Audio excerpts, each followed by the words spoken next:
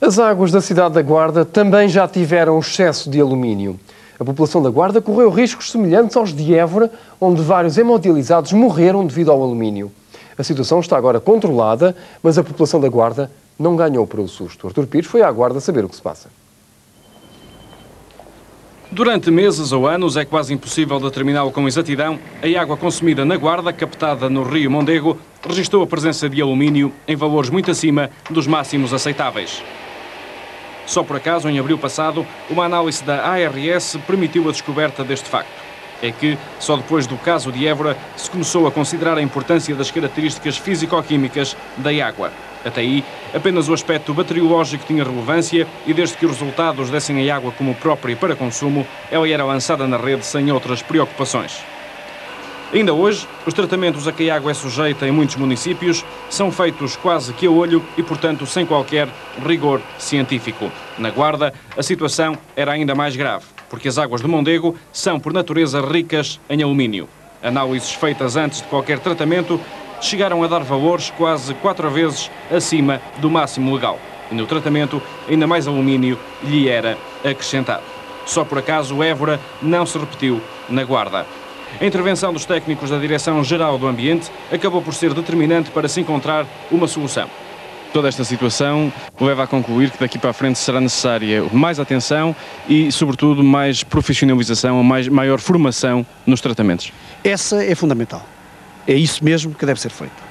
Achamos que esses aspectos que referiu são fundamentais daqui para o futuro. Esperamos bem que a Câmara Municipal, nem só esta, mas todas as outras, aprendam com a lição que foi dada em Évora. Na Câmara da Guarda, nem o Presidente nem a vereadora que tem acompanhado o processo estavam hoje para nos receber. No Serviço de Águas, foi-nos dito que a situação está agora controlada e tudo será feito para evitar que se repita. Para a tranquilidade de todos os consumidores, esta é também a convicção dos técnicos da Direção-Geral do Ambiente, que hoje voltaram a estar na Guarda para a recolha de amostras e avaliação dos progressos entretanto registados. O pior já passou. Penso que a situação agora está minimamente controlada. Esperamos que daqui para o futuro problemas daquilo que aconteceu, ou melhor, situações de que aconteceram há uns dias atrás, não venham a suceder. O Conselho Económico e Social deu razão às críticas contra a proposta para uma nova lei do arrendamento. A lei ainda está a ser preparada e os comerciantes lançaram um alerta. Ela coloca em perigo o comércio. Tudo porque a proposta prevê contratos de arrendamento a termo certo. Os comerciantes dizem que ninguém vai montar negócio se souber que, por exemplo, daí a 3 anos terá que sair da loja. O Conselho Económico e Social considerou globalmente negativo o projeto de lei do Governo sobre arrendamento comercial. E mais, no seu parecer, o Conselho diz ainda que esta proposta de decreto não serve sequer como base de trabalho. Isto vem contemplar muitas das críticas feitas pela Confederação do Comércio à forma como o Governo tenciona alterar o arrendamento comercial urbano.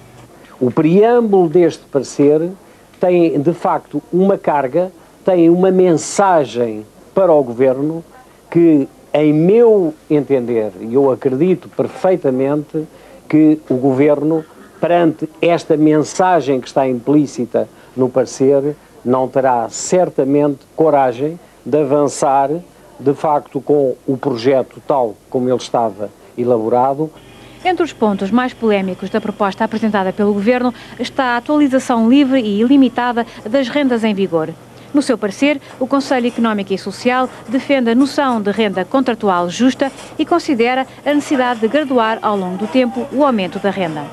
Por outro lado, é também posta em causa a hipótese de contrato a prazo. O contrato a termo inviabilizava grande número de iniciativas empresariais que não poderiam de maneira nenhuma instalar-se, tendo um horizonte temporal que é muito limitado. O Governo vai agora analisar o parecer do Conselho Económico e Social antes de elaborar a proposta de lei. Mas, segundo nos afirmou o Ministro das Obras Públicas, Ferreira do Amaral, o texto final não se irá afastar muito do referido parecer. Cavaco Silva comentou hoje o debate do Estado da Nação, lançando críticas à oposição. O Primeiro-Ministro diz que o que se passou ontem no Parlamento mostra que não existe uma alternativa credível à sua política. Cavaco Silva foi hoje à base aérea de Montreal para conhecer os locais onde vão ser instalados todos os serviços de apoio aos caças F-16, cuja chegada está prevista para o princípio do ano. Depois da experiência do simulador dos A-7, que o Primeiro-Ministro acha que é tarefa bem mais difícil do que por vezes governar, a primeira reação ao debate parlamentar de ontem sobre o Estado da Nação. Foi um debate muito interessante e eu congratulo-me com a sua realização. Foram feitas muitas críticas ao Governo, é normal, a crítica é feita pelas oposições, mas houve uma coisa que surgiu muito clara ontem, é que não há uma alternativa credível à política que o Governo tem vindo a seguir. Uma visita seguida de perto pelo responsável pela defesa, numa altura em que a Força Aérea comemora mais um aniversário e reforça a sua capacidade militar. O CDS tem uma opinião diferente sobre o debate de ontem no Parlamento. O líder centrista, Manuel Monteiro, acusou Cavaco Silva de não ter estabelecido metas para a sua governação. Tomar o pulso à indústria portuguesa. Este foi o principal objetivo da visita de Manuel Monteiro a Rebordosa, no concelho de Paredes. No maior centro industrial de mobiliário do país, o líder do CDS, Partido Popular, quis saber quais as dificuldades por que passa o setor e o que pensam os empresários do rumo que deve ser seguido. Uma oportunidade que Manuel Monteiro aproveitou para criticar a atual política do governo.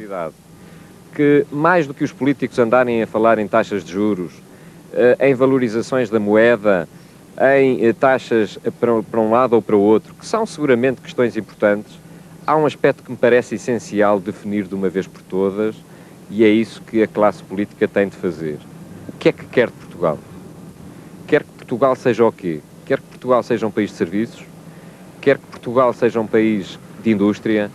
Quer que Portugal seja um país agrícola? Esse é o aspecto fundamental.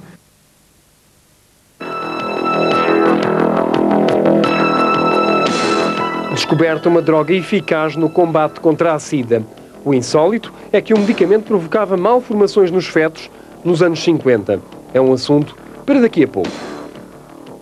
Os trabalhadores da Renault portuguesa aprovaram hoje uma proposta para que a fábrica faça um outro carro em Portugal.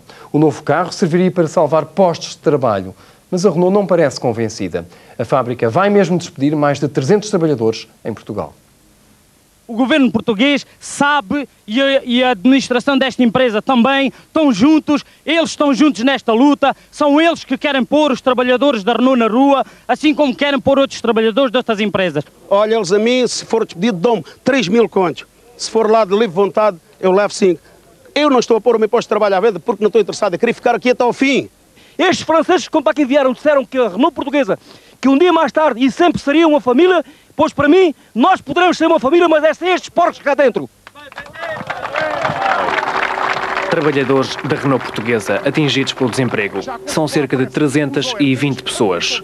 Hoje, o plenário que se realizou na fábrica de Setúbal aprovou uma proposta da Comissão de Trabalhadores para salvar os postos de trabalho. Prevê a montagem de um outro modelo de automóvel. A Renault está a estudar esta proposta, mas não está convencida. Eles propõem, portanto, uma alternativa que do ponto de vista técnico e numa primeira análise me não mereceu grande aceitação, mas que realmente eu me comprometi a estudar.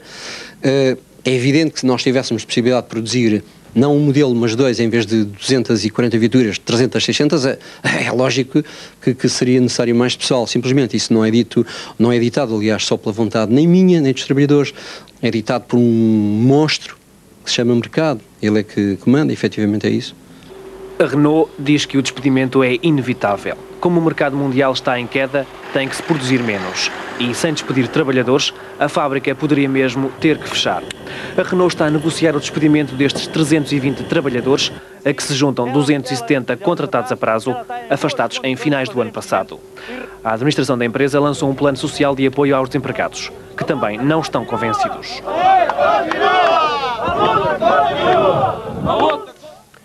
A passagem nível da Amadora foi encerrada por ser perigosa e por já ter provocado algumas mortes. A nova estação já está pronta, custou 1 milhão de contos. A linha de Sintra virada do avesso. O ministro saiu à rua para ver de perto as obras que vão duplicar a linha. Na Amadora, a nova estação para acabar de vez com a passagem de nível. A mais mortífera do país vai fechar segunda-feira. E como sem comboios não há linha que se renove, aí estão as novas composições para mudar a cara ao subúrbio. Olha, já pode ver aqui assim as novas composições que já estão ao serviço da linha Sintra. Uma delas é esta. Já estão neste momento 12 a funcionar.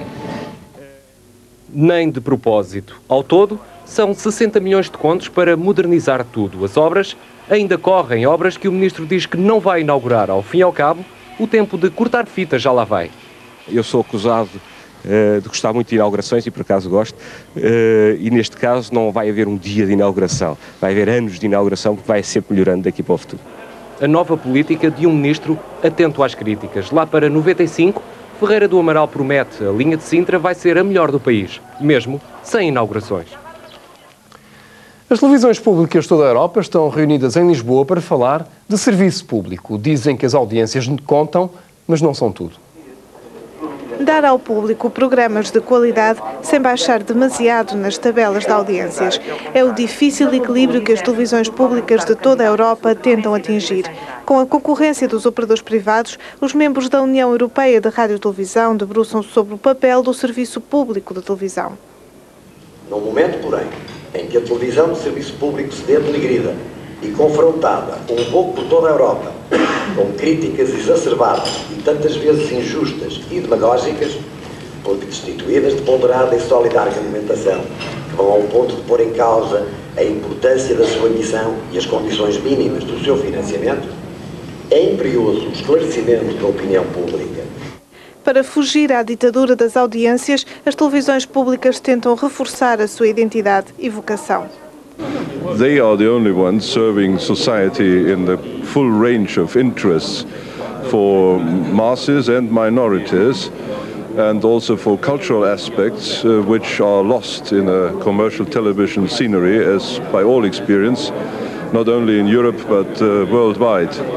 A União Europeia de Rádio e Televisão defende por isso que os governos devem apoiar financeiramente as televisões públicas para que elas não percam competitividade. E nesta sessão de abertura, o governo português, representado pelo subsecretário de Estado Amândio de Oliveira, veio lembrar que as audiências são importantes, a qualidade ainda mais, e o ideal é conciliar as duas coisas com rigor e isenção. Passamos agora à informação desportiva. Futre está no Marselha e quer disputar a Taça Intercontinental para ser campeão do mundo em clubes. Mas arrisca-se a disputar o campeonato francês da segunda divisão. É que o Marselha está envolvido num escândalo de subornos que já levou à detenção para interrogatório de quase toda a sua equipa. Em Marselha não se fala de outra coisa. É o assunto do dia, o tema de todas as conversas. Isto é, o caso da corrupção de que é acusado o campeão da Europa, o Olympique de Marseille. On ne parle que de ça. Les médias en parlent, c'est vrai. Écoutez, là que la justice fasse son travail, c'est tout. E é por isso que a vinda de Paulo Futre ainda não teve o destaque que é habitualmente concedido às grandes transferências da equipa. E como o português ainda não chegou, e a sua vinda só é aguardada dentro de dias, nem todos os adeptos conseguem pronunciar o seu nome. Je vous dire son nom, je ne m'en souviens plus. Ah si, comment ça s'appelle? Je ne me souviens plus du nom. Futre. Oui, Futre. No entanto, e como Futre é a grande transferência do Marselha e o futuro patrão da equipa, a adoção já teve lugar. Só que hoje os problemas do Marselha situam-se a um outro nível. Ontem a época começou com a polícia a interrogar 12 jogadores no local do estágio e a colocar 4 debaixo de um inquérito. E hoje o diretor-geral Jean-Pierre Bernays saiu da ala psiquiátrica do Hospital de Santa Marguerite para ser interrogado pelos inspectores vindos de Valenciennes, cidade onde o centrocampista do clube, Aidali, continua preso, acusado de ter entregue a um jogador da equipa adversária, o Valenciennes, 250 mil francos, cerca de 6.500 contos. Portanto, se uma ligação for estabelecida entre este jogador detido e o diretor-geral do Marselha, antes do início do campeonato, o clube poderá imediatamente descer à segunda divisão. Neste contexto particularmente delicado, a vinda de Paulo Futre surge acima de tudo como uma jogada de mestre do presidente do Marselha, Bernard Tapie. Ele consegue não só trazer para o seu clube um jogador de nível mundial, mas ao mesmo tempo levantar o moral dos seus adeptos, que neste momento já se interrogam e não sabem exatamente qual será o futuro do seu clube. António Esteves Martins, RTP, em Marselha. Futebol francês em estado de choque. Cientistas americanos descobriram um medicamento eficaz na luta contra a SIDA. O medicamento não é novo, mas é polémico. Trata-se da talidomida, um sedativo que nos anos 50 e 60 provocou malformações em fetos. Uma equipa de médicos descobriu agora que a droga tem uma virtude: bloqueia o desenvolvimento da SIDA. Uma equipa médica da Universidade Rockefeller de Nova Iorque pode ter avançado um passo no combate à SIDA. Tudo baseado numa droga, chama-se talidomida e pode bloquear o vírus HIV, causador de SIDA. Esta droga tem vindo a ser testada em doentes com tuberculose, com e sem SIDA, e células em laboratório, até agora com resultados satisfatórios. I'm feeling much better than what I was when I first came in here. You know, a whole lot much. We give patients thalidomide, patients who have been extremely thin, cachectic, have been wasting away because of infection, stop losing weight and actually start gaining weight. They feel better, they don't have fevers, they don't have night sweats. Se todas as investigações progredirem positivamente, é uma droga que poderá vir bastante depressa para o mercado, pois já é conhecida, mas tristemente conhecida. Nas décadas de 50 e 60, causou malformações de nascença a cerca de 8 mil bebés em Inglaterra, Alemanha e Japão. As mães grávidas tomaram talidomida sob a forma de sedativo para os enjoos matinais. Ainda ninguém referiu que espécie de efeitos secundários pode ter nos doentes com HIV. Mas os investigadores estão confiantes, esta droga pode bloquear a progressão da SIDA. Boas notícias no campo da medicina, no fecho deste telejornal. Em nome da redação e da equipa técnica, desejo uma muito boa noite e um excelente fim de semana.